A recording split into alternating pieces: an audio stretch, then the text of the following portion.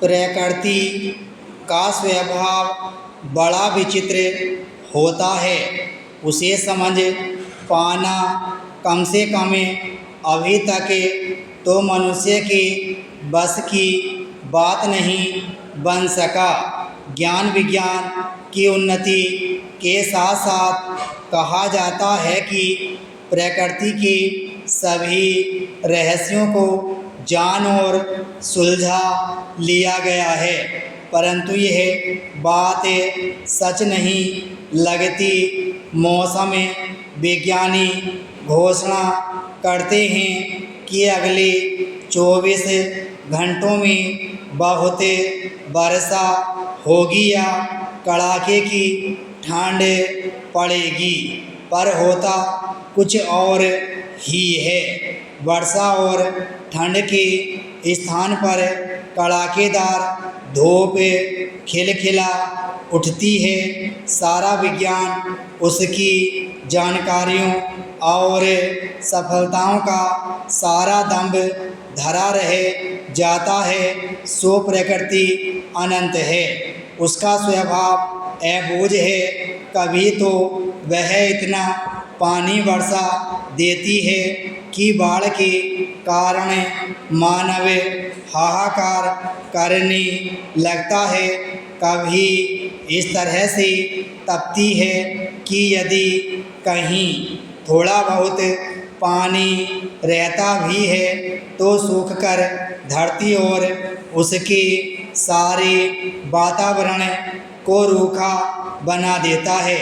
इस प्रकार पूरी तरह कभी कोई जान और कह नहीं सका कि कब बाढ़ आएगी और कब सूखे की भयानकता हाहाकार मचा देगी। महंगाई के कारण दैनिक व्यवहार की वस्तुओं के दाम इतने अधिक बढ़ गए हैं कि आदमी की शक्ति उन्हीं को जुटाने में चुकी जा रही है। उसकी चेतना, उसकी सारी गतिविधियां गोल रोटी के आसपास ही सिमट कर रह गई हैं और कुछ सोचने कहने का आम आदमी को समय और साधन ही नहीं मिल पाते। जो बड़े और संपन्न लोग हैं उनके पास अधिक से अधिक कमाई करने से ही फुर्सत नहीं है। महंगाई बढ़ती है तो बढ़े उनकी बला से। वास्तव में कमर तोड़ देने की सीमा तक महंगाई बढ़ाने का कारण भी ये संपन्न लोग ही हैं। न फिर उन्हें क्या और कैसी चिंता। इधर आम आदमी जब पेट पालने से ही फुर्सत नहीं पाते तो और बातों की ओर ध्यान ही कैसे दें। आम माता पिता अपने बच्चों की छोटी छोटी आवश्यकताएं पूरी कर पाने में समर्थ नहीं हो पाते। उनके लिए पढ़ाई लिखाई की उचित व्यवस्था कर पाने में समर्थ नहीं हो पाते।